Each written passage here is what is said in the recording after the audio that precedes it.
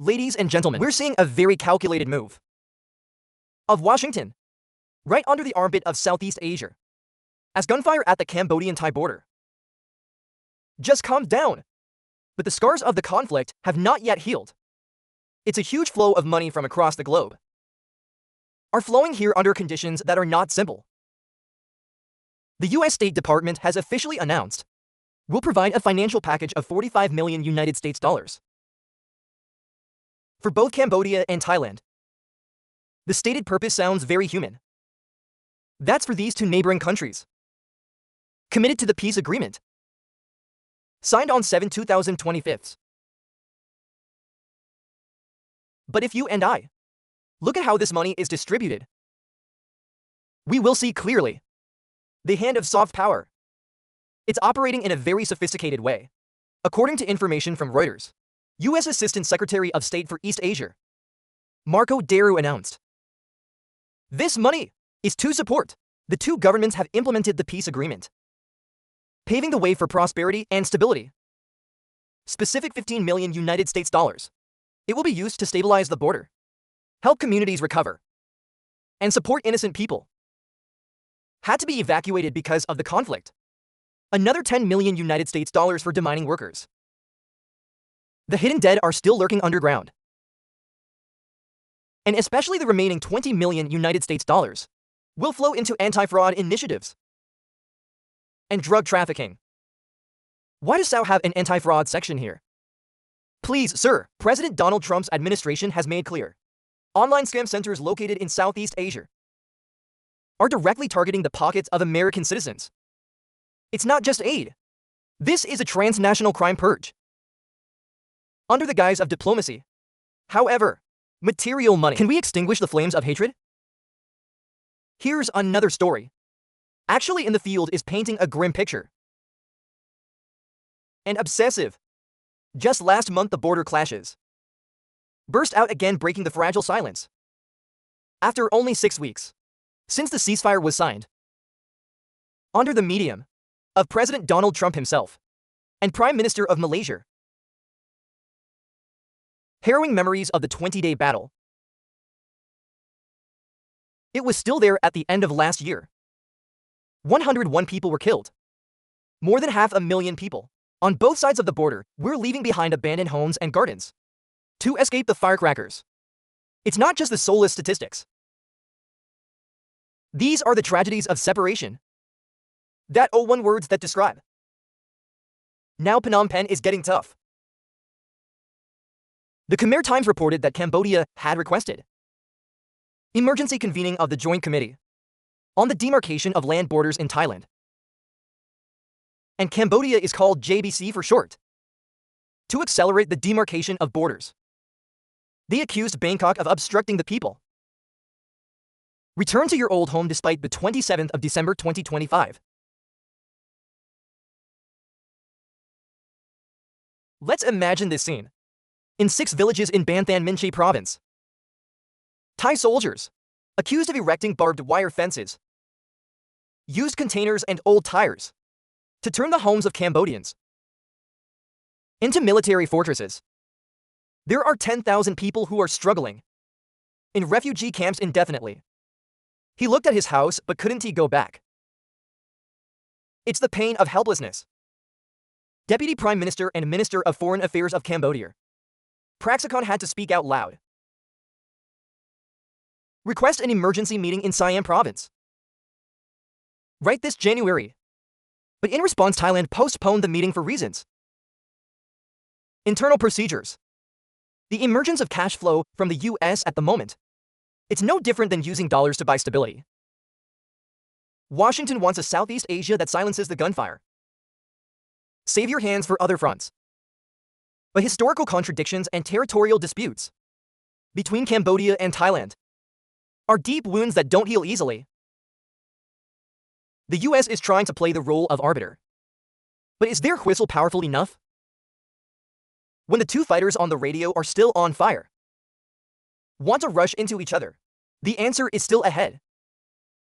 When the parties are still calculating every step on the chessboard, geopolitics is rife with thorns.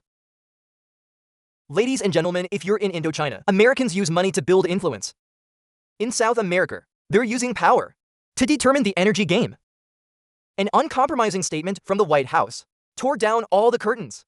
Diplomatic cliché: the US will control and rebuild Venezuela. But in a very lucrative way for Washington. President Donald Trump has laid out a plan to make the world hold its breath.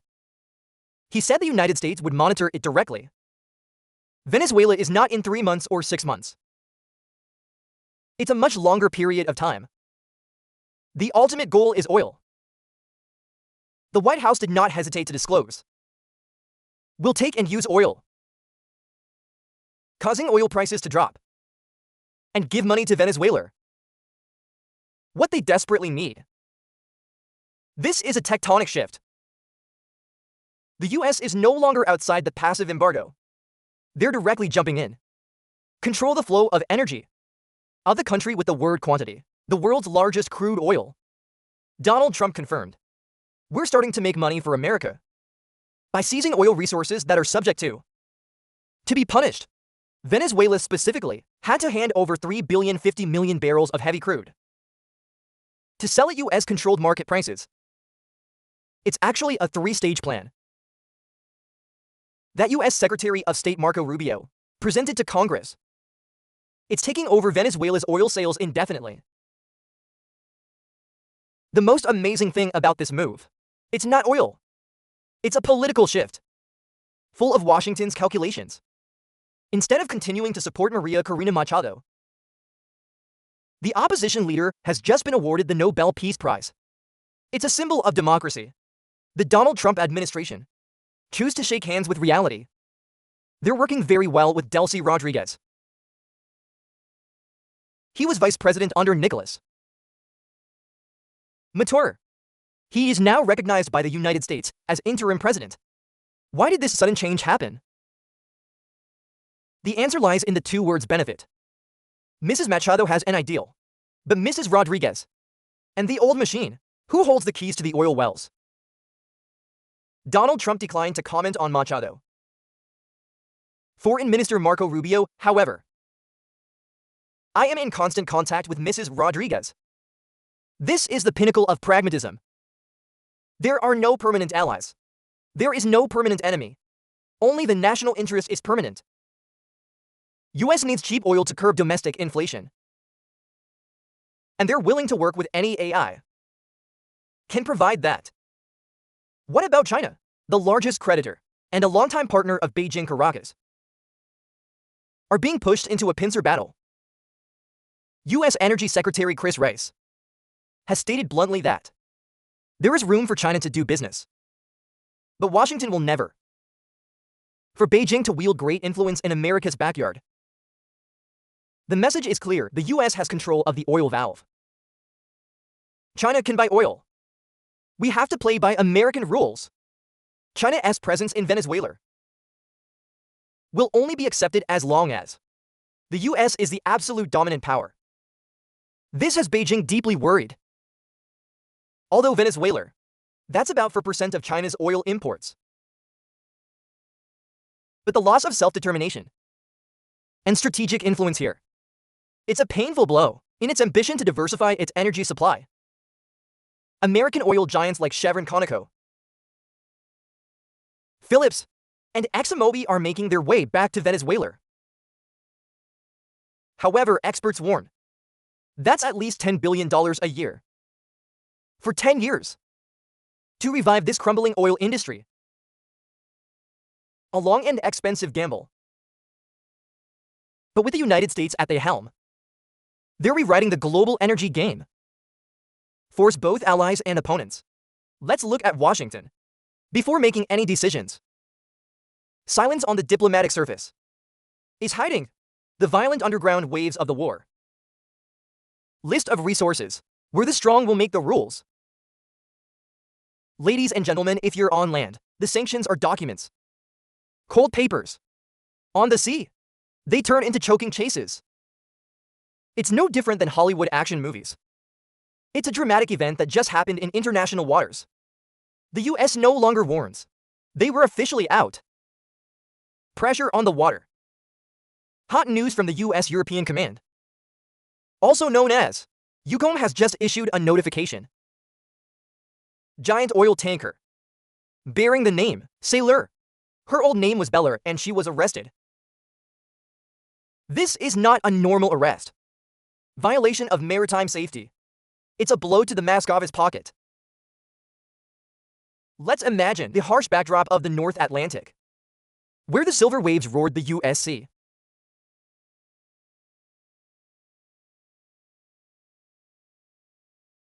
Tracking the target day and night. The United States is not acting alone. In the sky, Royal Air Force, British panties washed underwater.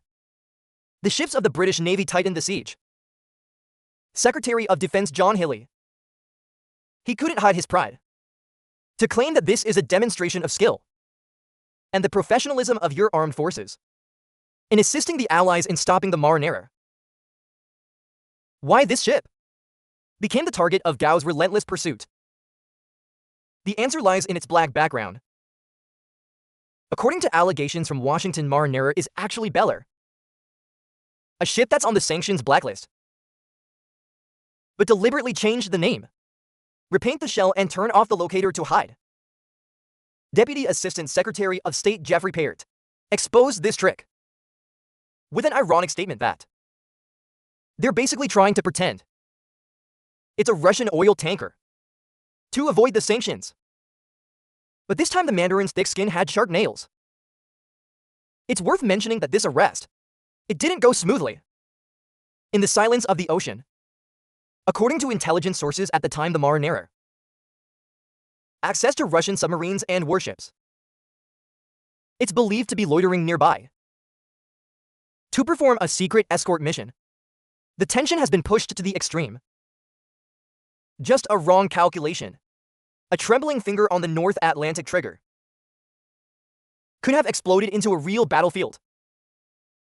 However, with proper coordination between the Department of Justice, the U.S. Department of Homeland Security, and the British Army, made a perfect hand lock.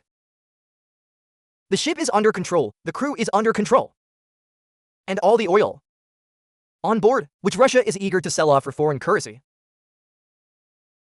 it is now in American hands. The Department of Defense said in a statement that they've supported the United States in this campaign at Washington's request. This is a steely message. There's no sea that's a safe haven for activities that evade punishment. This is part of a global effort to crack down on sanctions violations that the West has teeth raw. Ladies and gentlemen, the arrest of the Marinera, it's not just the seizure of a vehicle. It's a signal that shows America and the West are moving into the coercive phase, enforcement of sanctions by military force. But this action, it's called law enforcement in the United States. It's igniting a legal battle, an unprecedentedly intense diplomacy. Moscow immediately fired back with the steepest words, accusing the U.S. of violating international law, whether Russia's argument has a basis or not. When they invoke the conventions of the sea, ME and U, we will analyze it in more depth in the next section. When legal arguments are put on the balance sheet, the fate of the sailors on board Marinera becomes the focus of this acrimonious diplomatic spat. Ladies and gentlemen, as the Marinera is towed back to American port, then in Moscow the waves of anger are rising. Russia doesn't just see this as a loss of property. It's a dangerous precedent, directly threaten their economic lifeline. After losing contact with the ship, Ministry of Transport of Russia, an emergency notice was issued confirming the incident. RT News agency quoted a statement from the ministry as saying, on 20/10/2, 2025 Marinera ship received a temporary license for the Russian flag. It is legal under Russian and international law. Electricity. The Kremlin immediately launched a legal counterattack. They invoked the United Nations Convention on the Law of the Sea. It's called UNCLOS, the Constitution of the Ocean, to accuse the U.S. of serious violations. Freedom of navigation. According to Russia, the arrest took place in international waters, where ships of every country Everyone has the right to move freely, as long as there's no piracy or slavery. The VA argues that Marinera letters, when it's in international waters, violation of the United Nations Convention on the Law of the Sea, when the convention guarantees freedom of navigation. The Russian Foreign Ministry was also involved, with a determined attitude. They're not just worried about the ship. It's also a problem about the safety of Russian citizens working on the ship. Some Russian citizens. He was a member of the crew of the Marinera.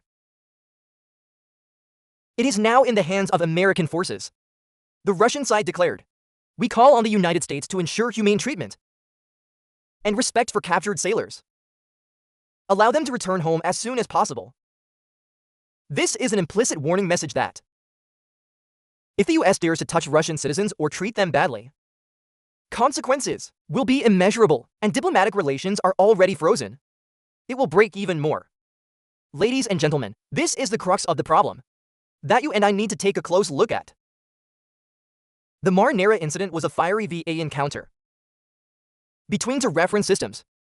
From an American and Western perspective, they think Russia is operating a phantom fleet, including ships renaming offsite, to evade sanctions and raise funds for military operations. With the United States, this interception, it's an act of economic self-defense and enforce the sanctions that have been codified. They see this ship as the object of a criminal case, cross-country, and the fact that it's tampering with Russian ships, it's evidence of fraud. It's the opposite from Russia's point of view. America's actions set an extremely dangerous precedent. If today, US may seize a Russian ship in international waters on suspicion of violating American law, then tomorrow, whether they can take ships of any other country. This threatens to disrupt the maritime order, based on respect for flag sovereignty. This is not just about Russia and the United States. It's a wake-up call for the transportation industry. Global Sea, the arterial maritime routes. It's being militarized and politicized. Risks for shipping enterprises never been that high. Legal battle over the fate of the Marinera, and the crew will certainly be long and aggressive. The US will auction off the ship. Russia will retaliate accordingly. We don't know yet, but one thing is for sure, the sea is not at peace. And the silence of the ocean are being disrupted by geopolitical calculations, more intense than ever. Ladies and gentlemen, the seizure of the Marinera is actually, it's just the tip of the giant iceberg. Beneath the peaceful waters, it's a war without guns, but it's extremely intense between the great powers of the Phantom Fleet. Ships without a name are challenging the world's maritime order. To understand, at South America, and you have to mobilize the whole warship and planes in pursuit of a tanker. We need to look at the scale of the problem. According to the leaked maritime intelligence data, through this case, the objects are punished, has quietly built a sophisticated transportation network, as was the case with the Marinera, the Old Beller. They frequently change their name, repaint the hull in the middle of the ocean, and most importantly, the automatic recognition system, to disappear from the international tracking radar. Their tricks are incredibly sophisticated. Deputy Assistant Secretary of State Jeffrey Pyatt said that they're basically trying to pretend to be another ship to avoid the sanctions. This action turns the ship into a moving black spot, not oriented to challenge all surveillance efforts. The sole purpose of this system, it's about avoiding legal barriers that the West imposed to continue to transport oil and earn foreign currency. But ladies and gentlemen, the price of this cat-garden-mouse game, it's not just in terms of money, but also by the safety of the entire marine ecosystem. The ships in this Phantom Fleet, it's often old, under-maintained ships, and especially clandestine activity, without the standard maritime safety guarantee. Imagine the worst-case scenario. One of these ships, via crashed in the middle of the ocean. Millions of barrels of crude oil will spill out. It kills the life of the ocean and devastated the coasts for decades. Then the AI will be responsible for the compensation. No one. Because legally speaking, they're trying to wipe out any traces of real possession. The seizure of the Mar Nera, with the assistance of the USCG, Monroe and his forces. It's a strong warning that the West will not take this risk anymore. They're tightening the perimeter, not just to cut off the enemy's revenue, but also to prevent environmental disasters. Potential. Floating freely on the sea. The Mar Nera was seized while being. There's a submarine escort and Russian warships nearby. This increases the danger of the problem. This is no longer a normal smuggling situation. It's confrontation between the military forces in international waters. The silence of the ocean was broken by sound of sirens and the stinging sickness from the battleships. War at sea. It's becoming increasingly complex and dangerous. But if you look more broadly, this is just a front in the overall strategy of energy weaponization that the superpowers are deploying. From control of oil fields in Venezuela to intercept oil tankers in the North Atlantic.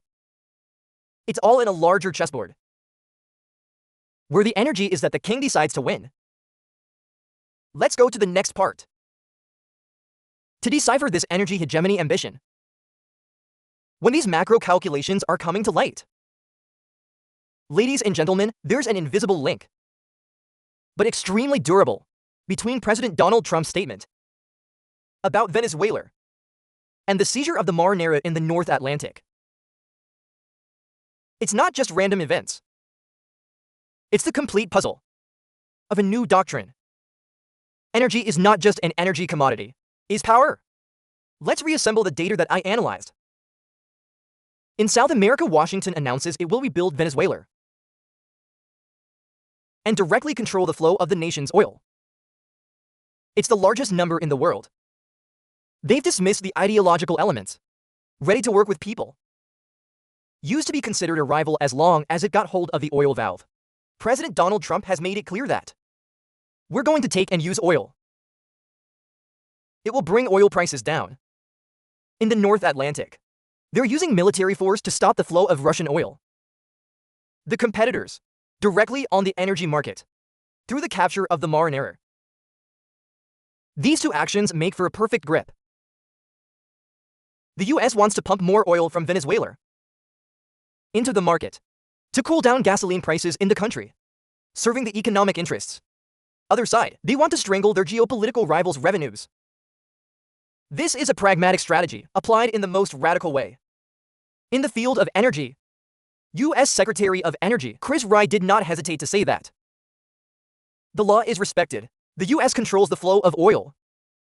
This statement implies that rules of the game in the global energy market will now be dominated by Washington. This poses huge challenges for the rest of the world, especially for China. Countries are hungry to diversify their energy supply. Minister Chris Wright said that the United States will not allow Beijing to have much influence in Venezuela and the Chinese presence there. It's okay as long as America is the dominant power. This message, it's a cold water on Beijing's ambitions. In the American backyard, although Venezuela, that's about 4% of China's oil imports.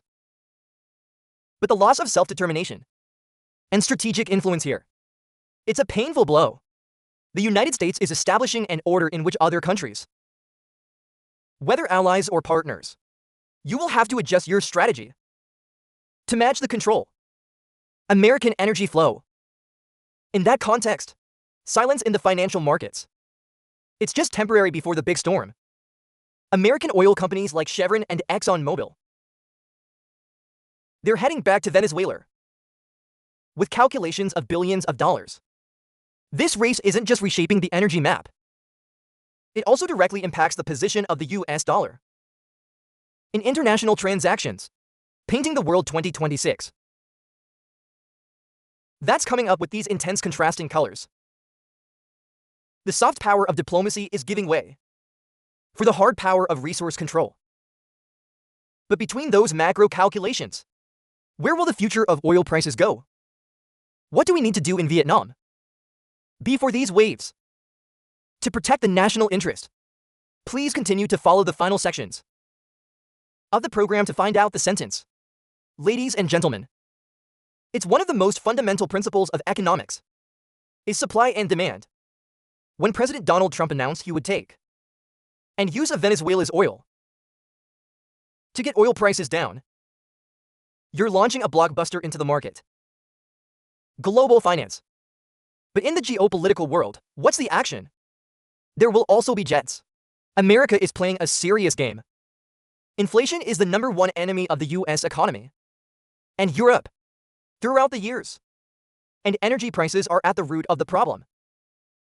By pumping millions of barrels of oil from Venezuela to the market, want to create the same positive shock.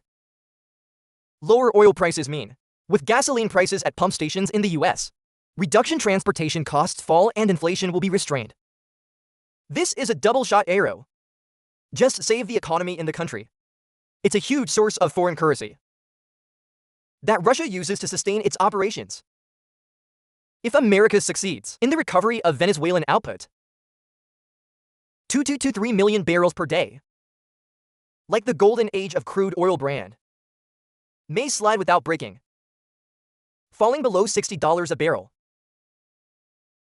For Western consumers, this is good news. But for oil exporting countries, this is a disaster. But we can't ignore a giant other in the room.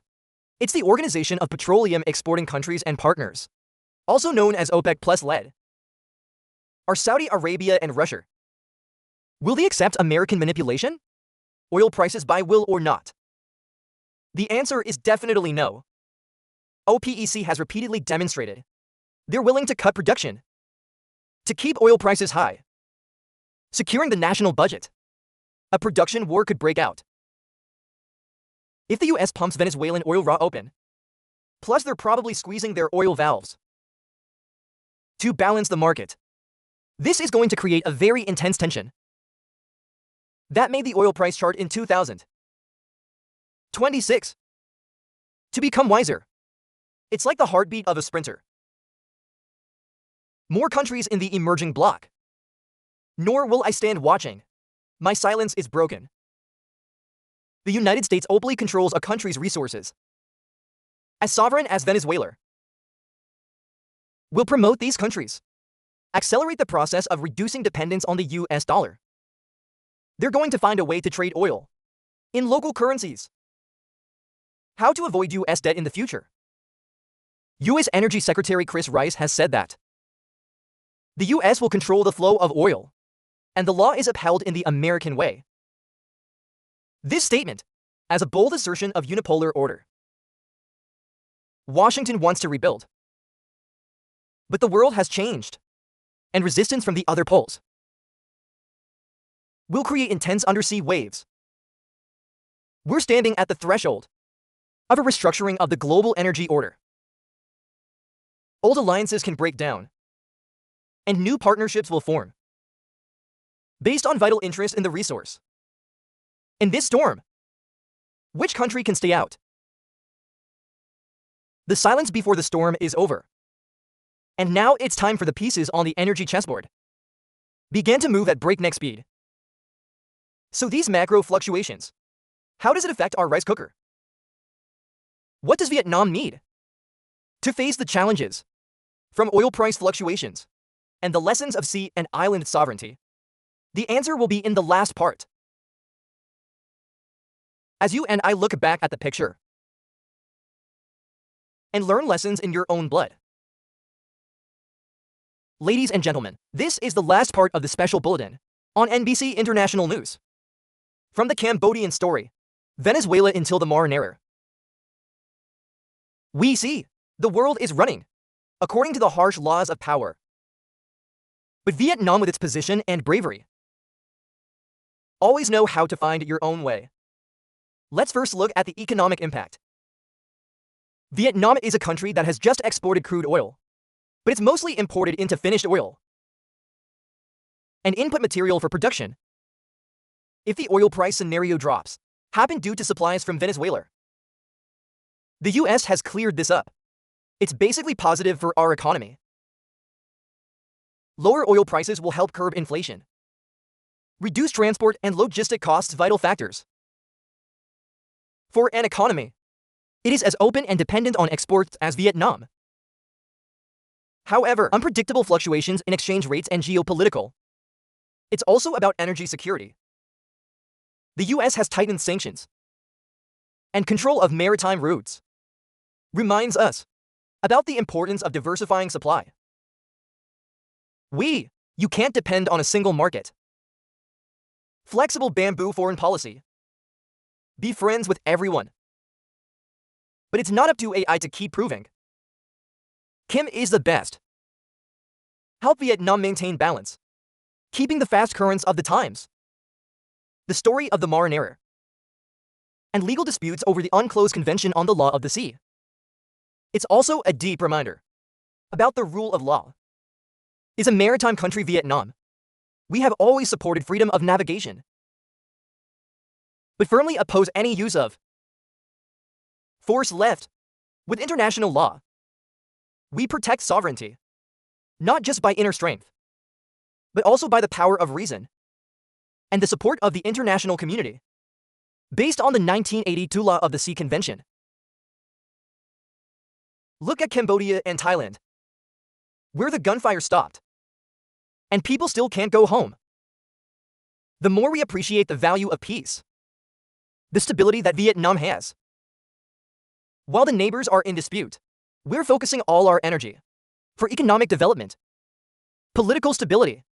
It is the most valuable asset to attract foreign investment in a world full of uncertainty and the false silence in many other places. The world in 2026 will not be for dreamers. It's the playground of the cold heads, strategic calculations, and intense competition. Information is a weapon, and understanding is our shield. From shocks, I'll always be here with you to decipher every move, to extract every truth. Behind the lines of newspapers, we're not just reporting. We've brought you the prism to see the nature of the world, the search for the truth. It's never been easy, but with your company, we have more motivation to break the silence and bring the most valuable information to light. Thank you for your time. Follow this in-depth series. Your interest is proof that we Vietnamese are not indifferent to the times. Information in the VI Dike is aggregated from international sources, Reuters, AP Task, and public policy documents. The comments, the editor's personal analysis, based on data available at the time of production. 6 dikes are not intended to provoke division or violation of the laws of the Socialist Republic of Vietnam. All information about sovereignty and Vietnam's foreign policy are in absolute compliance, according to the official statement of the Ministry of Foreign Affairs. If you find this news to be of value, don't hesitate to press the like button, click subscribe, and leave a comment. Share your perspective. See you later in the next big news.